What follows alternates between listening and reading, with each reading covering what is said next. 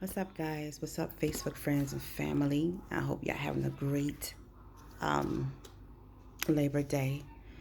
Um, I went out and did some shopping,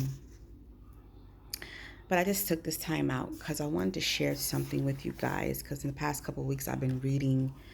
I've been like reading some books, like just trying to feed my spirit and learn my history. As we know, in some of the things they taught us in school, is not all accurate. It's not 100% true. But besides that, I've been reading this book. It's called The Dynamics of Worship. I want you to see this. This is a nice read. Even though this book is mainly talking about spiritual, but he also, what I like about this book, this author talks about the physical, the body, and he goes into also the psychology, the mindsets of things as well. But he's talking about worship and explaining worship and what it is and the dynamics of it and the true meaning of worship. And it's really, the more I read this, I learned that those that grew up in church or those who are in church, we really don't understand what worship is, because most people think that worship is just a little slow song and you go into some emotion, some type of feeling, and but that's not worship. But he also talk about, like I said, the psychological part of the mind, how our minds are built, and also talk about the designs of the body and how God created it. And one thing we know that God is spirit. So when He created the spirit, He designed it for us to desire Him, to crave for Him, and to want Him. And a lot of times, I went out today, guys. I'm sorry if I sound kind of down. I I woke up and I'm not feeling good, and it's not a sad thing. It's just that the weather's changing, and I noticed that I woke up with my throat was kind of sore, or whatever. But so in this book, I forgot what I said that quick. But anyway, it was talking about worship and how we are, God designed us to worship. We was made and we was created to worship God. But worshiping God is elements of that thing, because the spirit longs for the things of the spirit, and many times we, how can I say this? We confuse our loneliness, our emptiness, to things, and so we begin to indulge, and we begin to try to feel that loneliness, that emptiness with worldly things, and then we end up seeing that we're still not happy, we're still not satisfied, because God never, He never really, no, I can't, let me say, He did not design us to fulfill the flesh. Once you fulfill the spiritual things and the flesh get under subjection, then you won't, linger, or you won't gravitate to those things that are against the will of God. But I just wanted to share this, what I read, which I think is really nice. I'm kind of babbling going on. But the author was saying that in various degrees, most of us are probably guilty of seeking satisfaction through either intellectual, emotional, or physical stimulation. He talks about King Solomon after he had sampled every diversion known to man. And we know that King Solomon, like I talked to my other post, that this man married over 700 women, and he had from every culture, from every tongue, language he married. And not only did that, he brought in their gods and their religion into the camp, into the people of God, which corrupted the children of God. And it caused them to lust after these other people religion and these other people gods. But we're not going to get into that. But King Solomon said, after he sampled everything that's known to man, it's an age old problem, that we all have. The glitter of earthbound methods loses the sparkle, leaving us delusioned and depressed. And the author began to say, I ran down that dead end street for years. Sadly enough, even after many people knew that the living of God is the source of contentment, some still refuse to allow Him to do what He desires in our lives. And as I was reading this, it says, he tells a little story. There once was in men a true happiness, of which now remains to him only the mark and empty traces, which he in vain tries to fill from all his surroundings, seeking things from absence to help him to obtain the things present.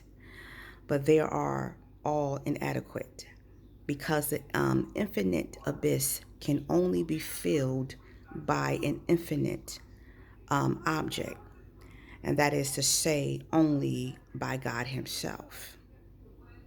So in other words, to say all that, the thing which we are feeling alone, empty, and even though we have a family, we could be in the midst of people, we can have a 5-bedroom house, we can have all the money in the bank, we can have all those things, but yet we long and we still have an emptiness inside of us. And only that emptiness can be filled because it's a spiritual need. It's not a physical need. And even though you go to the store, you shop, you buy, and you dress yourself up, you do all these things that make yourself feel good, but yet you still feel that loneliness. It's because the Spirit of God, the presence of God, His glory, can only fill that space that is in you, because He designed that space for Him. That's why when He came to fellowship with Adam in the garden, and when Adam had fell and he sinned and he covered himself, Jesus said, Adam, who told you you was naked? He tapped into something that, he began to, his eyes was open to things that looked pleasing in his eyes, but yet he felt afraid and he felt a void because he didn't want to know about evil or good. All he knew was the presence of God, and he was happy. So there was once a time where we as humans, we walked in happiness continuously. There was no end to it. And now we seek to be satisfied from all our surroundings, from everything, from people. And then when people disappoint you, you back into that depression, you back into that sadness, because you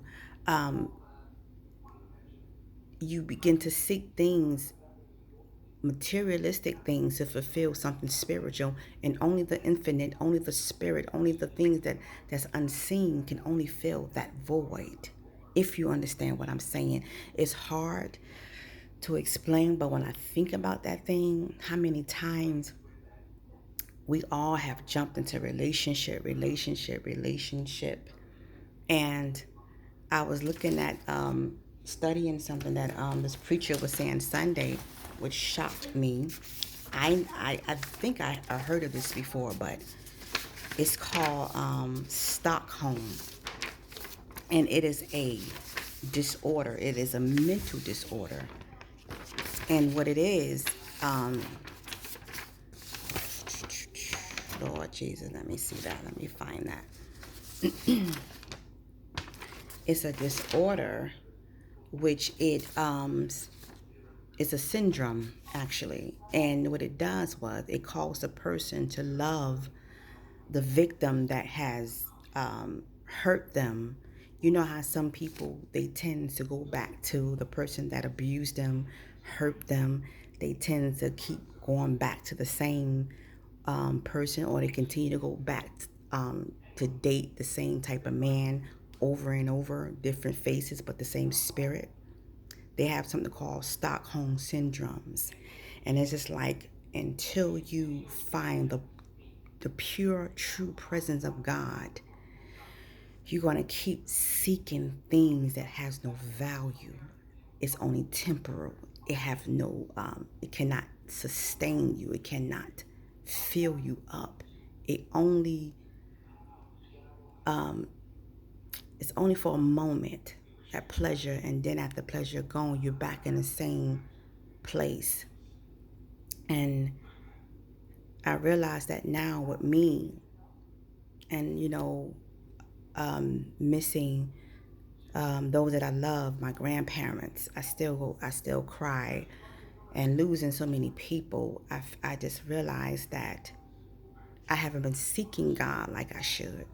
And even though people know that Tycee, me, I'm a church. No, I read the Bible, but I haven't been seeking God. And when you're seeking God, you got to seek Him in every area. You just can't. You can't be inseclusive. You can't like bring God in this area. Well, you know what? I only want God when it comes to this. You have to bring God in every area of your life, in your relationships, in your personal lives, on your job, when you're driving out a car. You have to depend on the Holy Ghost for everything. And I thank God for that, because I am just learning how to self-evaluate me and realize the areas where I need help. Like I told you guys, I had a problem. I had commitment issues. I had daddy issues. And I will always find up getting the men that was either not really controlling, but them type of men that was more dominant, aggressive, and and the sad thing about it, I'm like that. So I had to change some things, and that's what I've been doing. Knowledge is powerful. Wait for my other book to come in. I'm reading this book called Black Fortune. It talks about back in the 1800s, 1900s of black men black people that was rich, and how they established things. And once upon a time when we was a race that wanted more than just a check, and just where we at today. So, all right, I love you guys. I hope that blessed you some kind of way, to let you know to accept God. I know you're empty inside, you're feeling bad, but that void, that's God calling you. He's calling you. Come into my presence. Let me make you whole again. Let me make you complete. Then you'll find happiness eternal, not temporal. All right. Bye, guys.